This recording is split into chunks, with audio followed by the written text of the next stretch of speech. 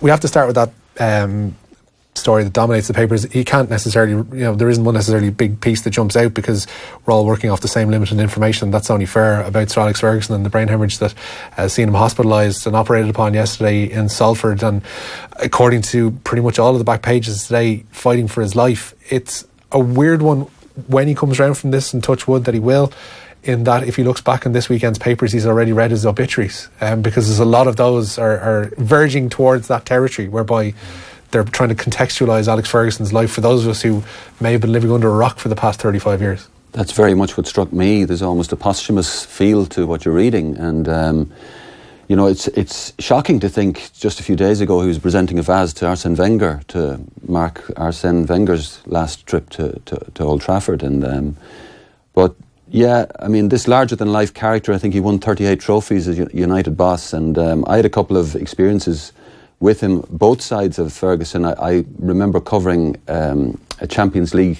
game against Barcelona, good few years ago, and at the time we had I think it was a World Cup qualifier against Northern Ireland coming up, and Roy Keane was carrying some kind of an injury. This would have been the 93 kind of direction. It was thereabouts, and Keane had already been ruled out of this World Cup qualifier because he was to have an operation.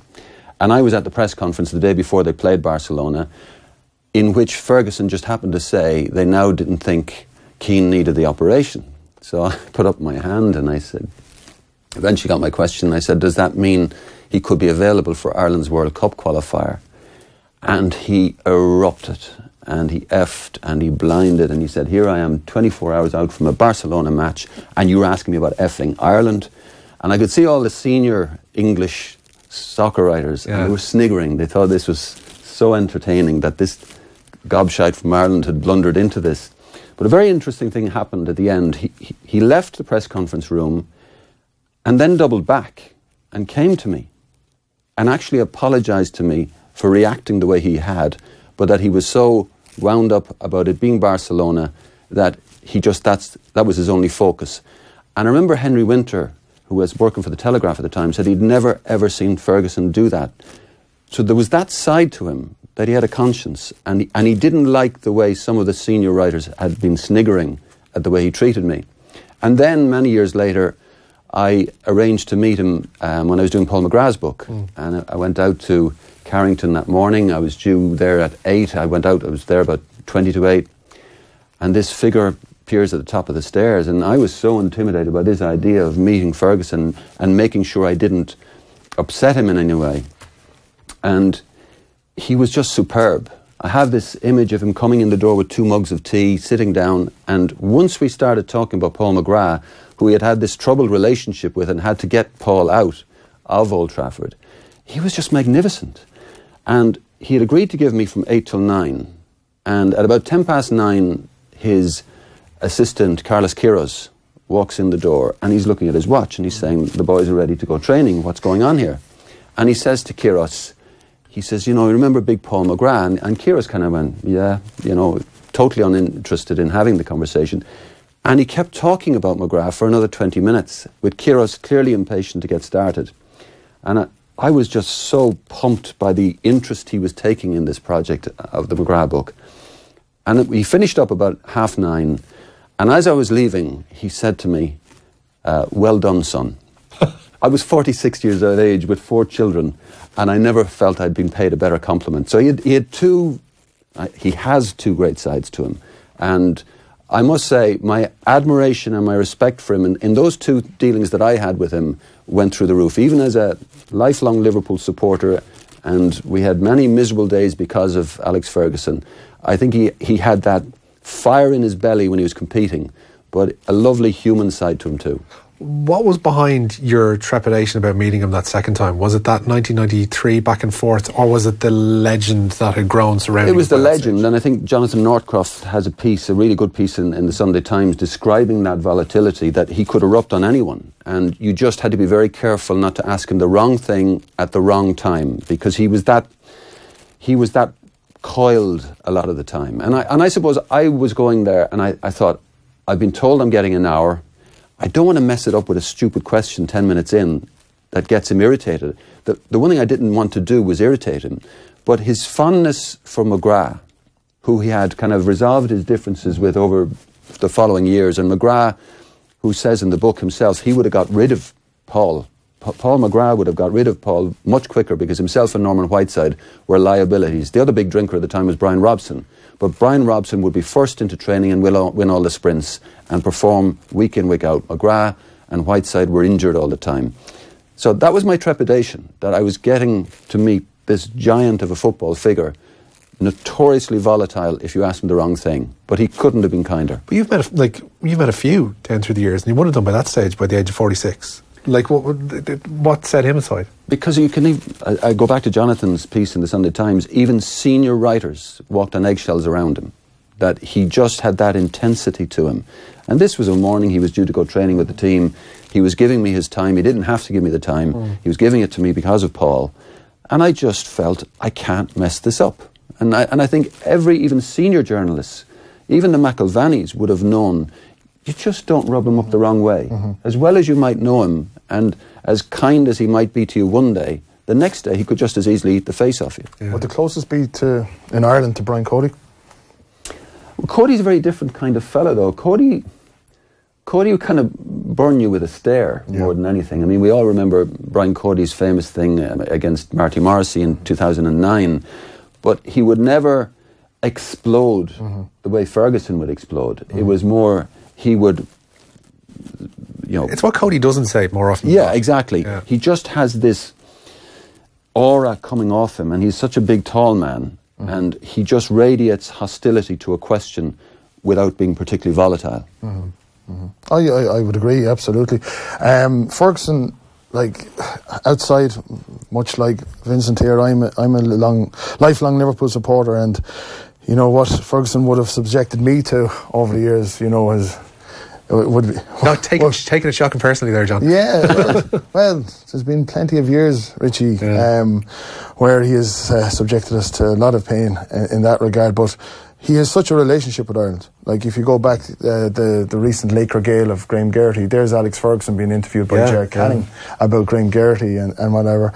The whole Rocket Gibraltar episode, which was unfortunate in many ways, and I think took a lot out of Ferguson in that. There was a bit of a pride on the line there that was affected. But obviously his graw for racing over here, his graw for Irish players, as we saw with the likes of Keane and Dennis Irwin and whatever. The man is, Norcroft, the headline is what Fergie will fight to the last.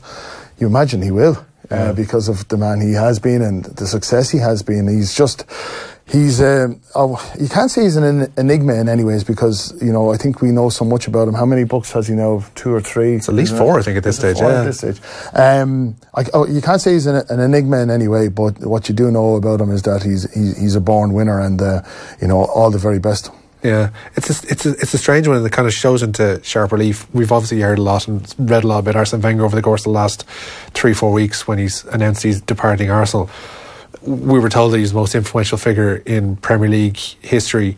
You kind of have to double back on it and kind of think, no, like, it has to be Ferguson. Like, given the nature of all that he won, given his power over that league on and off the pitch. I mean, this is English football's guy from Govan in Scotland. I couldn't agree more, and not taking anything away from Wenger, who had a huge influence. No, absolutely not, but it's just you just can't. I mean, when you Ferguson consider that Ferguson's last year, United won the Premier League by 11 points. That he, right to the end, he had that competitive edge, and he knew how to put out a team, and he did it with United playing the kind of football that their supporters want to play. I mean, United are probably going to finish second in the Premier League right now, but it may even win the FA Cup, but their supporters seem to be profoundly frustrated with the football they're playing. You're watching them against Brighton on Friday night, and it was just dreadful. It's football by numbers. And Ferguson seemed to understood the obligation that Manchester United supporters feel the manager should have to not just winning, but winning with a certain style. And he did that right up to the end. I think that gets brushed over an awful lot when you look back in the history of Alex Ferguson. It's just how well the side's played. I mean, they talk about this side. I was reading this quote. I don't think it was even in relation to his illness here. I think it was just somebody mentioned it in passing on Friday or Saturday. that his side of 1988, I think, finished second to Liverpool, but they were a distant second. And that summer he said about dismantling that team because he knew that side would never be good enough to win an English First Division title. And that ultimately Mourinho kind of should find himself, it was actually on Friday night, should find himself in a similar position now where he needs to dismantle that squad and decide that this one isn't going to win a Premier League. I'm going to build one that is. But through all the winning, I don't think the style of football that he played throughout the course of his 20 odd years there in charge gets looked at enough and gets praised enough. It was thrilling, Richie. There's no denying that, and you know, it was begrudging on our behalf to admire it as we did. But the man is very much, he was, as a manager, he would have been aware, he would have been cognizant of the DNA of the club. Like going back to the Busby Babes, going back to Best Law, he was aware of we hear the expression the Liverpool way, but there's the Manchester United way, and the current incumbent there is not a man who seems to be aware of that or has any appreciation of that. And as Vincent said, they're going to finish second in the Premier League, having played second-rate football in a way, or a team that has almost been resigned to it. Like obviously Pogba hasn't fitted in there, and for all the strengths that Mourinho has, he's, Mo Salah, Kevin De Bruyne, these guys have slipped through his hands. He doesn't seem to be the type of manager that would develop guys, whereas you look at what Ferguson was able to do with that class of 92. He was always aware of everything in the club. I don't know if Mourinho is aware of everything in the club, certainly in terms of bringing guys up the way Ferguson did. You also have to make the point that Ferguson knew how to upbraid players in the dressing room and within the bubble. What Mourinho did the other night, talking about the reason it's Lukaku. It was such a pointed criticism of the likes of Rashford and Martial, these young players who look like they've come to a brick wall in terms of their development. And that has to come back to how they're being coached. Now, these guys may be asked to go and win the FA Cup for United. And I can't imagine what positivity can come from a very veiled criticism of these young guys, their manager more or less saying they're not up to it, and yet they've got an FA Cup final to play in a couple of weeks. That doesn't make any sense to me, and it seems to me really risible man management on behalf of Mourinho, who just seems to be perpetually frustrated now. Ferguson wouldn't do that. He might sit down Rashford and Martial in the dressing room and give them the famous hairdryer treatment, but it was not for public access. It strikes me that although Mourinho claims to have learned so much from the tenets of Ferguson down through the years, that he acts in almost the exact opposite way. Ferguson would, as you mentioned, I would doubt would ever call the players out so publicly as he has done. I think the opposite would have been the case, in that he'd praise them to the hilt and behind closed doors give them an absolute bollocking, and then from that point on allow them to kind of join the dots and discover where they want to go as a player and as a man, and move on from there. Whereas it's far too easy to praise a player that you've paid 90 million quid for just last summer. Dressing room devil in a way, and although Vincent's story would run contradictory to it, but he would be a press room angel in that way, in the sense, like, take for example Luke Shaw. Mourinho, some of his remarks about Luke Shaw have verging on bullying. Yeah, absolutely. And you would never have seen him do that. Like, obviously there was players that frustrated Paul McGrath being one of them, because he was just so damn good, but obviously things off the field affected him like that. But you would never have seen Ferguson, absolutely, you would never have seen Ferguson doing anything like that. He would, in fairness, he'd put his arm around, and if he wasn't good enough, it was good luck, thanks very much, thanks for your contribution, and that was that. Yeah, fingers crossed that the posthumous nature that Vincent mentions here of a lot of the pieces today actually doesn't ring true come the next few weeks and months. I wish him all the best in his recovery.